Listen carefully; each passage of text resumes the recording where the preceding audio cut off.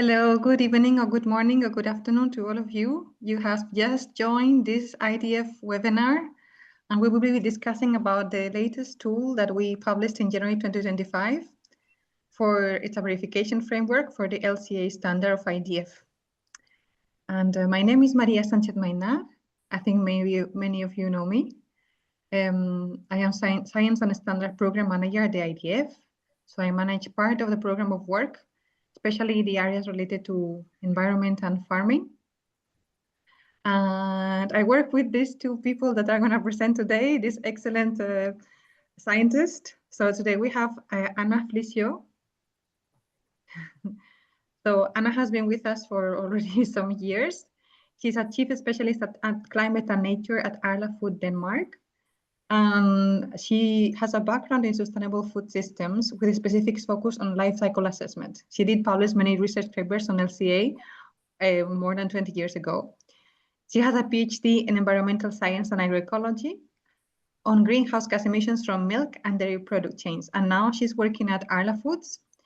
And she's part of our IDF Standing Committee on Environment and is co-leading this IDF LCA action team. So the part of the IDF that works on LCA. And together with Anna, we have Dr. Andrew Fletcher. He's also the co-lead of the action team with Anna. And he's honorary fellow at the Reed Institute in New Zealand and one of the founders of the Sustainable Nutrition Initiative. You can look it up.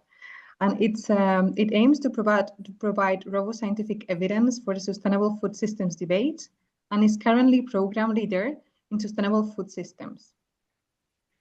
Today, we will also have a user experience, and we also hope that you will share your questions and experiences, but we will be featuring Megan McKercher.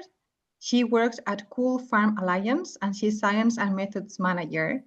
And she has had various roles in different organizations, but always in the sustainability area. So she will tell us a little bit about her experience and of the IDF standard. So with all these introductions, I think I'm gonna go very brief and go directly with Anna and Andrew, and they will tell you much more about the tool.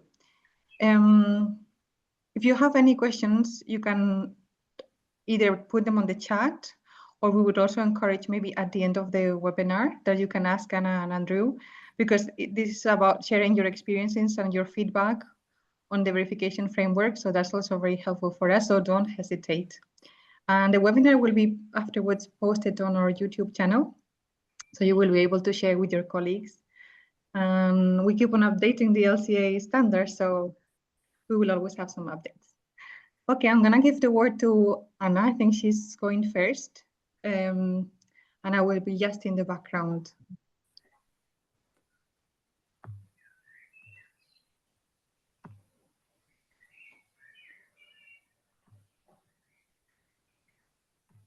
Yes, I'm just trying to figure out Zoom and see how I can share here. Why can't that come up? It's strange. Okay.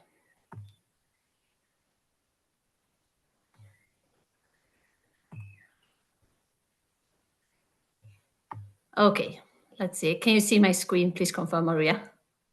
Yes, we can see your screen. Just now you have to put on full screen and it's perfect. Perfect, and I can see anyone. So if there's any burning questions, please help me out, and I trust you will just interrupt me then, Maria. Thanks a lot for the introduction. And before we go into the verification framework itself and also look more into the practical application of this, I want to take a little bit about the background and also the IDF LCA action team. So the LCA action team was established back in 2009, and today consists of a total of 50 plus LCA dairy experts covering 17 nationalities. And I have the pleasure to co-chair this action team together with Andrew Fletcher, who will you also hear about later. And then we also have the two IDF representatives, Maria, who you just met, and then also Danielle Nunes Diaz. So you can also reach out to them if you would find this interesting or you want to join the LCA action team and so on, because all the work is on voluntary basis. And of course, we're always looking out for new experts to help out to develop this guideline further. Looking back a little bit on the whole LCA methodology development within the dairy sector, it's around 25 years or so that the first life cycle assessment of milk was published. And today it's like several thousand studies that have been conducted either on like more full LCA or more on carbon footprint of milk and dairy products.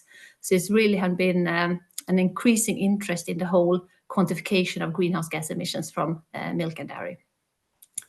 As I said before, the LCA action team was established in 2009, and the year after that, back in 2010, we launched the first IDF guideline on carbon footprint to align on how should the dairy sector quantify greenhouse gas emissions or calculate the carbon footprint of milk and dairy products. 5 years after, we had the first revision because we also acknowledge this is an evolving science. And there were some things that we thought should be improved. So there was a first update back in 2015. And 3 years ago, in 2022, we had a second revision. So the third version of the IDF carbon footprint guideline was published. And this is not something I will go into detail because I think everyone on this call here tonight or today know what LCA is. So LCA, the life cycle assessment, it systematically accounts for all inputs and outputs for a specific product or production system across a specific system boundaries. And that for dairy can, of course, be the dairy farm, where you then have a cradle to farm gate approach, more looking at where the functional unit would be, for example, fat and protein corrected milk. It could be taking a little bit more of the value chain to the cradle to the factory gate, for example, more looking at the volume or the mass of a product, or it can be more the cradle to purchase at the store, or it could be the whole way cradle to grave to have the full life cycle of a product. And then, of course, the functional unit is even more critical the further you go along the value chain, depending also, of course, what you compare with. And farm level also accounts for the largest share. So that's also when we develop this verification framework, which we will talk more about here tonight or today. That's also where we focus to start with. So that's farm gate, where the majority of the emission occurs. And to summarize a little bit the IDF carbon footprint guideline, first of all, just to acknowledge that, of course, it's built on the ISO standard on life cycle assessment and carbon footprinting. And there is also some other carbon footprint guides out there on dairy, for example, the product environmental footprint from EU, FAO also have one LEAP guideline. But these guidelines are more or less aligned, luckily. And they all use this attributional LCA approach opposed to consequential, not go into that. But it's the attributional LCA approach that the IDF is using, accounting for the physical flows and looking at allocating emissions and taking a part of the value chain and account for the emissions from that. And the IDF carbon footprint guideline, they also have specific recommendation on, for example, allocation, which is probably one of the subjects that is mostly debated with LCA. And then, for example, the ISO guideline is rather broad on how you should split emissions between co-products. Then IDF has said, like, this is the specific way on how you should do it for the feed between the milk and meat, etc. It also has specific recommendation on which activities, for example, to be included, which emission factors, or like what is best practice there, what characterization factors or global warming potential you should use, etc. So it goes more into detail to harmonize further on how should you do your assessment for milk or dairy products. The IDF carbon footprint guideline, it also includes the full value chain. So that means from the cradle to grave, and describes that on all the specific things I mentioned above as well. The verification guideline, on the other hand, is focusing on farm level only right now. The IDF guide is also accounting for there is also a proposal on how to account for nutritional value if one would compare different food products to each other. Just to acknowledge that the nutritional value is really, really critical when it comes to food, and just comparing products based on a kilo basis could be misleading. It also includes reference on other environmental impacts, even though main focus is on the carbon footprint of global warming potentials and climate change.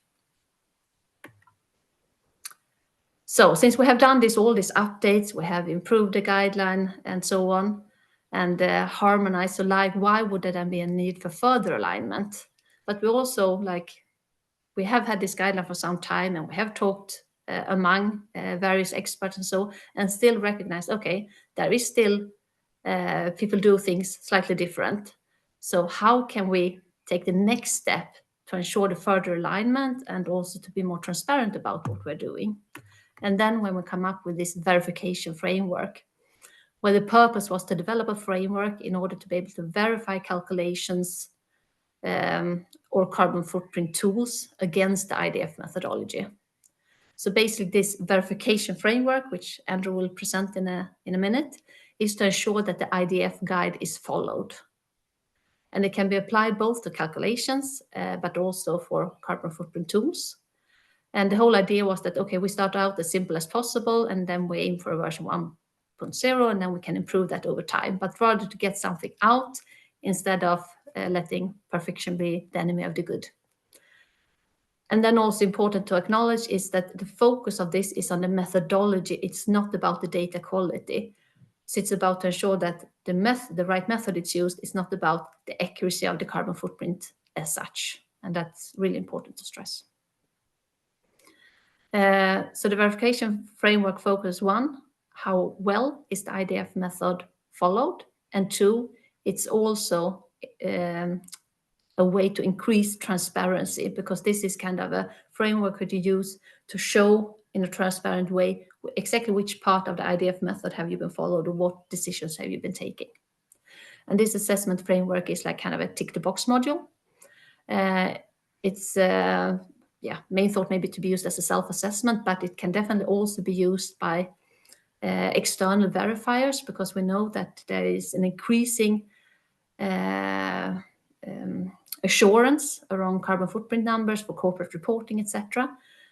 So all these external auditors and so on is often also verifying carbon footprint to greenhouse gas numbers, and then this could also be a tool that could be used. It focuses on as I said before, on the cradle to farm gate for the moment. We are working on also incorporating the rest of the value chain, so that is in progress. And then the final product is a spreadsheet in Excel, and that is what Andrew will go through now. So I think I will just leave the word to him, and I will see if I can stop sharing here as well. Right. Thanks, Anna. Am I still sharing or not? No, you're not sharing, Anna. Good. Kia ora tātou and morena, everyone. So it's I'm, in addition to Maria's introduction, so I'm with Fonterra Cooperative Group in New Zealand. It's currently just after 6 a.m. in the morning. So morning for us, probably various times of the day for many of you. So hopefully, whichever part of the day you are giving up to attend this, it will be worthwhile. So as Anna has talked about, we've built this verification tool as a first version to help people, to assist people in their application of the IDF guide. Can be used in any number of ways. It could be used when you're first setting out to actually do a carbon footprint, to actually help you work your way through the guide as another application for it. I've got this, it downloads from the IDF website as a spreadsheet. The first page of it contains some basic information, which Anna's largely talked through about why have we built this thing? What's the input? What's the usefulness of it? What's it intended to do? And so you can read through this in terms of its objective. So as Anna has said, at the moment, this version only works up to the farm gate and is focused on carbon footprint. Potentially over time, it could extend to both, or it will extend to cover the full value chain, and could extend to then incorporate other impact categories other than just carbon footprint. That is the aim. So it's a start, and hopefully it is useful to people as they go on their journey with carbon footprinting or LCA more generally. So that's what the first page does. It just sets out the objectives and a bit of a guide to using the document. The second page, so what I'm going to do is I'm just going to walk you through the spreadsheet, just sort of how it works, fill in a few fields so we can see how it functions, and hopefully you get a bit of a feel for how you might use it yourselves. Okay, so onto this general tab. This is really just as a place to collect some general information about your analysis. This is very much around transparency in terms of documenting what your approach, your tool, or your study actually does. We have some questions at the top, and a lot of the framework is done using drop downs. And at the moment, for example, this first question, what portion of the product life cycle is covered by the analysis? There is only one option that is available to you, because that's as far as we've built the tool, which is cradle to farm gate. We will be adding in cradle to factory gate and probably cradle to purchase. We're not sure about all the way cradle to grave, but that's work in progress.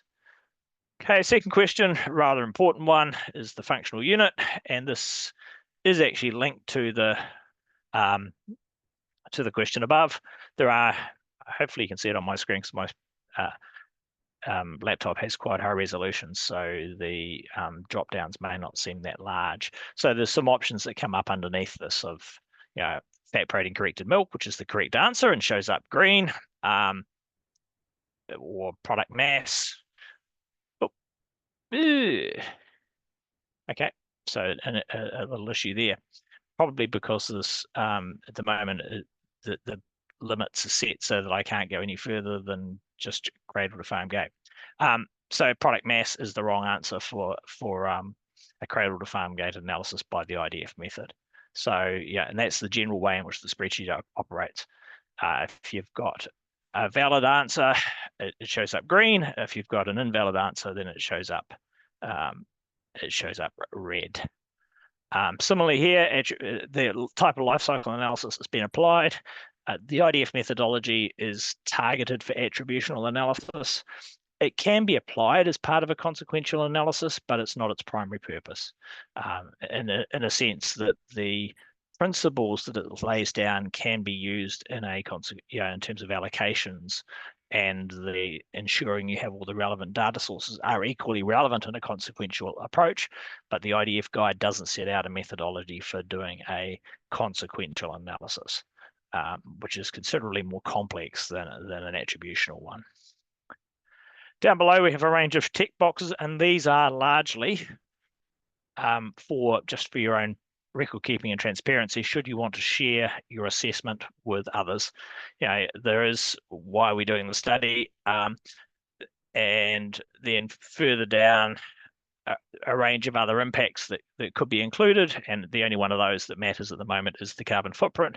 But again, if you have a methodology that does other things, then you can just tick the appropriate boxes, so that if you were to export a copy of it or share a copy of your assessment with someone else, those things are there.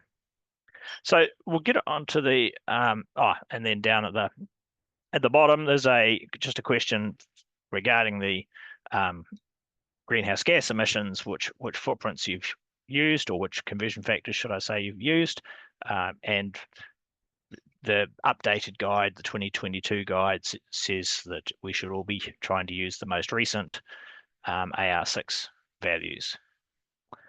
Okay.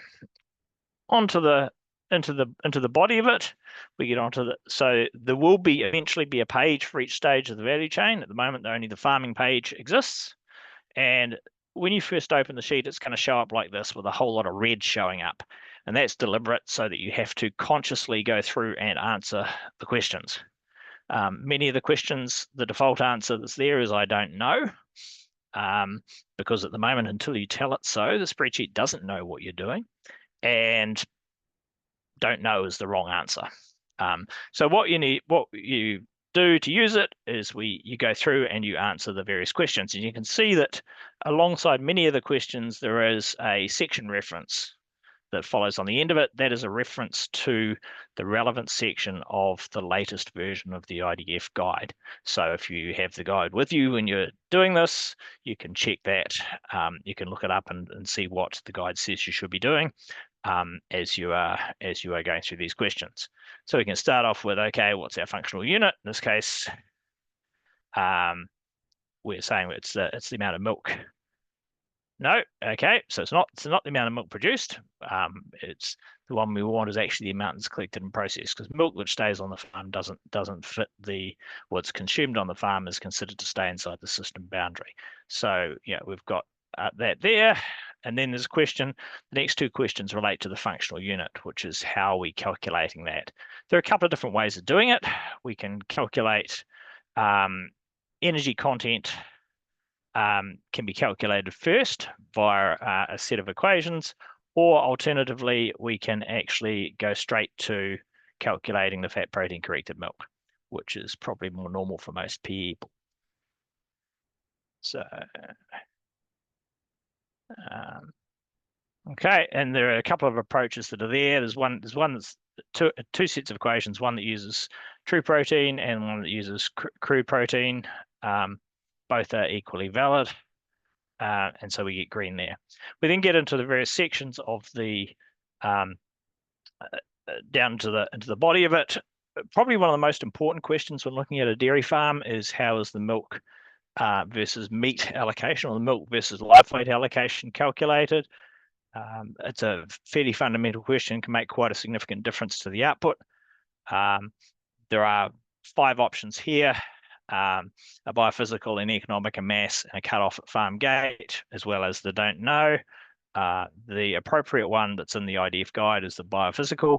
And you can see when I select that, I then get a set of additional questions pop up, which then let me go into more detail, asking about the equation used for the biophysical allocation and the sources of data.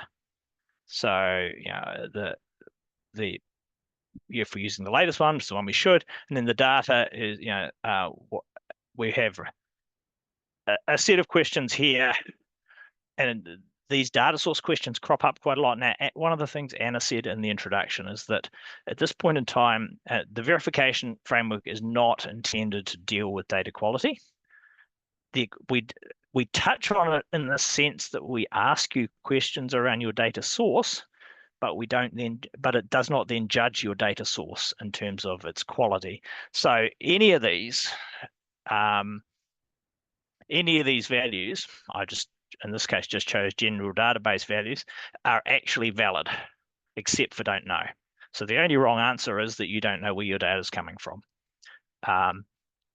Trying to build a data quality assessment into a tool such as this is extremely difficult and requires starting to bring in a range of statistics and so forth that is beyond the scope of what we were trying to achieve here. So this is how we sort of work through the questionnaire. We can work on each of these sections. You know, how are enteric emissions done, or are they? Now, for most people on the call would be aware that obviously this is generally the most fundamental set of emissions out of dairy cattle. In the case of when we look at farming in this country here, enteric emissions outside of a small amount of residual land use change make up something like about 60 to 70% of the emissions that come from dairy farms. So these better be in here. We have a question here around, does it include on-farm replacements and breeding stock? And this links into another piece of work that the action team is looking at, which is about helping people with examples about where, for example, in-calf heifers are brought in, purchased onto the farm rather than reared, what's sometimes referred to as flying herds. So the guide covers this in terms of the principles, but it's one of the things we know when we have an opportunity is to provide people with good examples around how to actually incorporate these into LCAs. So, you know, we have questions like that. Have we got them? Yep. And again, similarly, a data quality question. Okay. I'll just put in a couple of values there, so we can go through the various segments of the analysis, looking at different things, manure management, and yeah. So is it included? Again, yes. So if it's not, something like this, if we haven't, with most of these, if we haven't included these major categories, then obviously that's something we need to address, and it will show up as a red. If we have, we get a range of supplementary questions. Yeah, what is the nature of the equations that are used?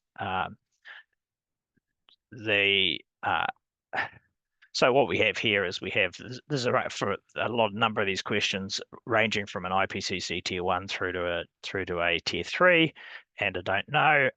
And also the important thing for some of these is you've also got a line here to just document what you've used if you've used something like country-specific equations or some tier 3 equations, which are not where there's not just one option. Okay, and in the case of manure, sometimes manure is exported. So we have, again, that option there. And then what allocation principle have we used for that? And this is one of the ones that actually was a subject to a reasonable amount of conversation in our last update of the guide as to what the correct answer to this is.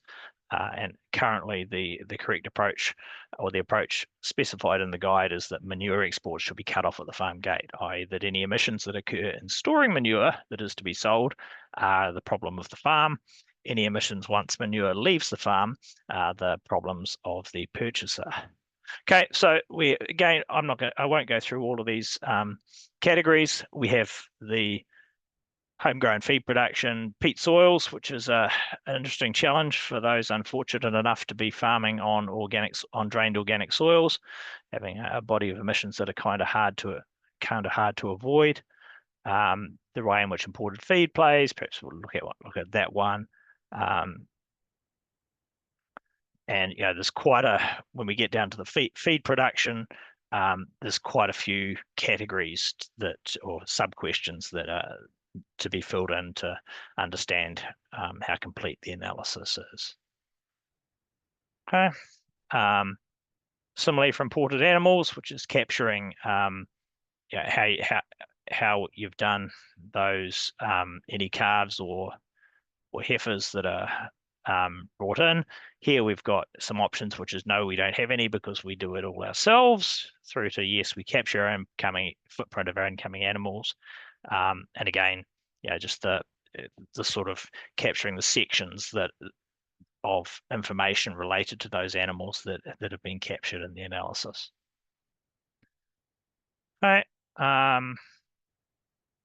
So we basically work through all of those questions. Relatively simple approach.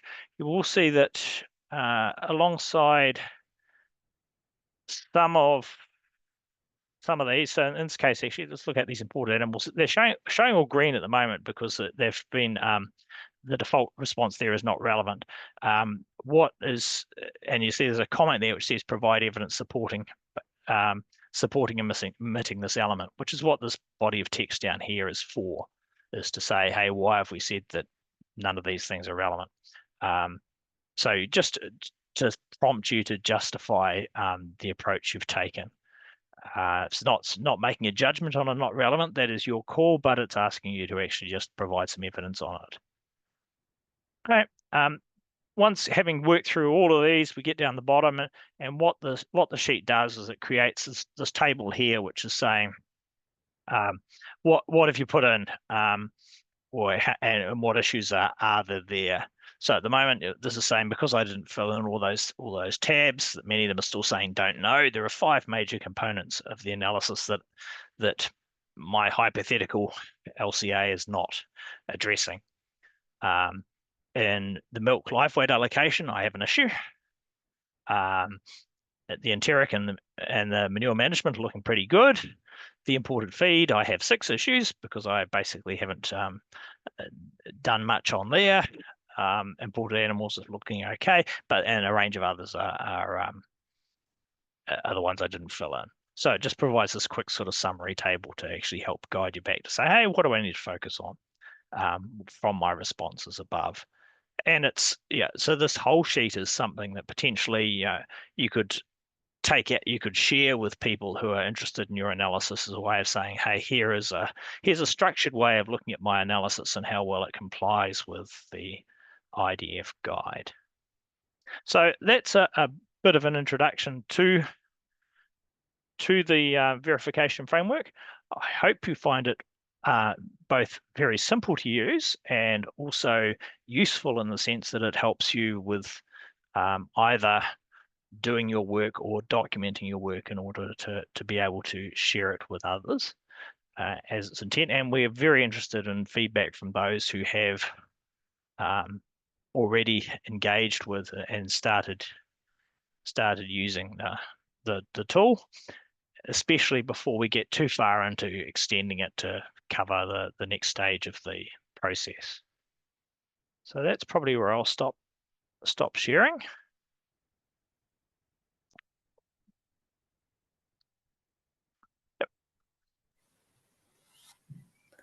Yes, and I think it's fair to say also, Andrew, that it doesn't take like so much time. I mean, now there are a lot of things you didn't fill out, but I would like roughly half an hour if you know pretty much what you're doing. Wouldn't that also be around your guess? Yes, I would hope so. I mean, it's designed to be a relatively quick assessment. We held back away from. There was a temptation. Do we try and go into data quality? But no.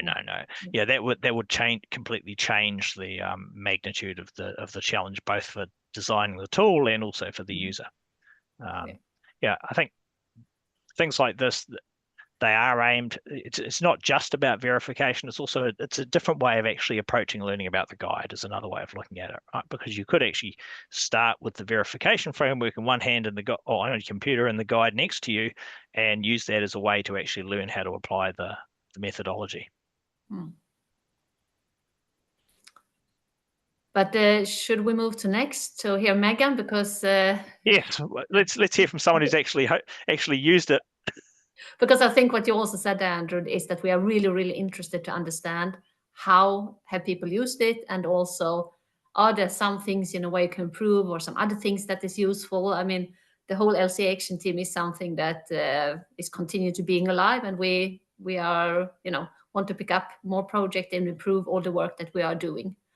So if anyone would have feedback, I mean, just come back with that as well. But otherwise, I look forward to hear what you have to say, Megan, now. Thanks for inviting me. I used this tool, as Anna said, very quickly. It was 30-ish, maybe 45 minutes at most. My role at Co-Farm Alliance is I lead the science and methods and make sure our methods are aligned to global standards and global guidances. So I'm well familiar with the different documents and things, not just for cattle, but crops, coffee, etc. And one thing that was so nice about this tool is it was so easy to use. I didn't have to decipher what the boundary was from a load of text. I could just go into a really easy to use Excel and just click. The sheet has come up in other contexts as well, outside of IDF or my own work. It came up in an external working group. It's come up in conversations with other tool providers, and it provides a really nice kind of comparison. So we're talking about the same thing. We can say, oh yeah, no, oh, we don't include that, but maybe we should include it, or we do include it, and this is how we do it. And it kind of makes a nice easy starting point for more of the detailed conversations that would be much more than 30 minutes. Yeah, and I think it gives certainly me as a tool provider confidence that we are including the right things, and if we're not, that we have a justification for it, like why it is out of scope, or that it is a gap and we need to close it. So I think by turning several long document pages into something that you can really quickly use and decipher in 30 minutes if you know your tool, it makes it much more user-friendly, and yeah, good starting place for a conversation. Also, it has helped us prioritize some of the work. So maybe there was something that we're like, oh, should we do this or this? And actually, the fact, like, no, we should do this because of X, Y, and Z. It kind of helps justify why we would prioritize one piece of work over another piece of work. And it's good to communicate it. It's very easy to communicate it with non-technical audiences. Okay, thank you very much, Megan. Maybe Andrew and Anna want to ask anything to Megan? I don't know. No. No, I think Megan, it's very great. It's great to have your feedback and that you found it useful. It was always in building something like this, it's always the thing. It's like we design it with the hope that people will find it useful, and it's always good to have the feedback that actually they do, that it is actually achieving some of the outcomes we set out to deliver. Yeah, we had one of our members bring it to a dairy and beef working group even after that I'd used it. So I think you can be satisfied that it is out there in the industry and people are talking about it, because that was totally independent of me. Excellent. Yeah, nice to hear. Very good. Right. So probably just briefly, I'll just talk briefly about some of the other work that the LCA action team is engaged in terms of the things we're looking at. I touched on, and then we'll open the floor for questions. So as I mentioned during when going through the tool, we are looking at developing essentially some case study information around some aspects of the LCA methodology where there is some confusion, perhaps. In particular, where we have animals that move, so-called flying herds. How should you treat that? What does best practice actually look like? And to try and get a couple of case studies that show different examples of animal movements and how they should be accounted for in an LCA.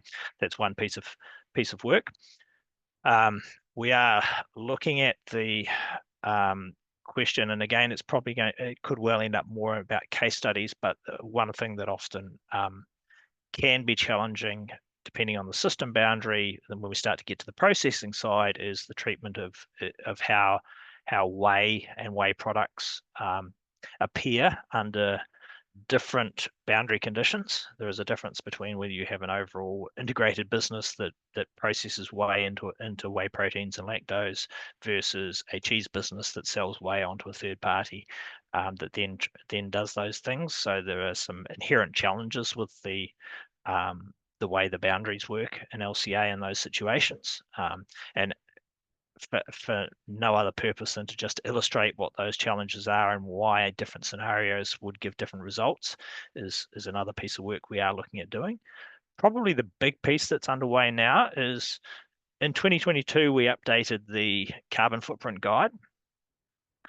There is also a IDF water footprint guide. Now that was written quite a number of years ago and is completely overdue for a birthday. And so there is a program of work that has now started to update the water footprint guide to take into account the latest thinking around water footprinting, because in particular that guide, the original version of that was written before the AWARE methodology for dealing with water scarcity was was established and published, and it needs to be updated to accommodate that. So that is probably the big work item in LCA for IDF at the moment, is that update on the water footprint guide. So those are three of the things that we're sort of looking at. Anna, have I forgotten anything? No, not that I can come up with right now. I think these are the main ones. Yep. And then, of course, the next step of the whole verification framework, which you just demonstrate, but you also said earlier that want to add the rest of the value chain as well. Yeah. So that's really what our work program looks like. I guess, and I will repeat Anna's advertisement from earlier on for people who are not currently members of the LCA action team who have a strong interest and want to volunteer to help with any of this good work. Please reach out. Many hands make light work in this sort of area, and if you have strong opinions, it's a good place to actually strong thoughts on particular topics. Being able to share those with a suitable international peer group to try and influence standards is a good thing to do as well. Yeah, and maybe it's could be worth saying also that, I mean, now we launched the LCA carbon footprint guide for the third time, but of course it will probably be updated sometime in the future as well, because we know it's not perfect, and maybe some things could be explained more clearly or whatever. So there is also the more long-term things that we will work on. But now, if anyone has any questions they want to ask, any of us?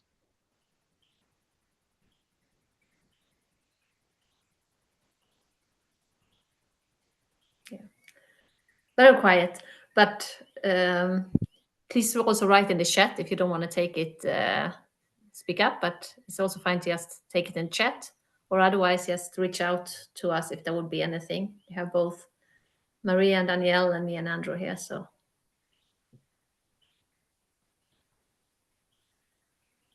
Well, then, yeah, Drew says thank you. Yes, then I will say thank you to Anna and Andrew for their time and to explain all this verification framework so well. And yes, if you have any questions, just let us know. I will try to answer. And with that, I will close the webinar, and you will find the information on the YouTube channel. Just contact us if you have anything. So I wish you a good rest of the day, evening or afternoon or morning, and let's discuss further. Bye-bye. Thanks all. Thank you.